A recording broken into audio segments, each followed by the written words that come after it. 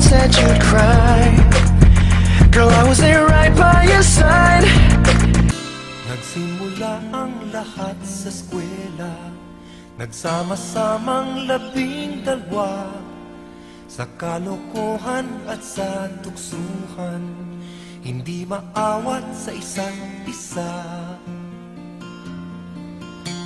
Madalas ang standby sa cafeteria, isang barkada na kay saya, laging may hawak-hawak na gitara, konting udyok lamang kakanta na.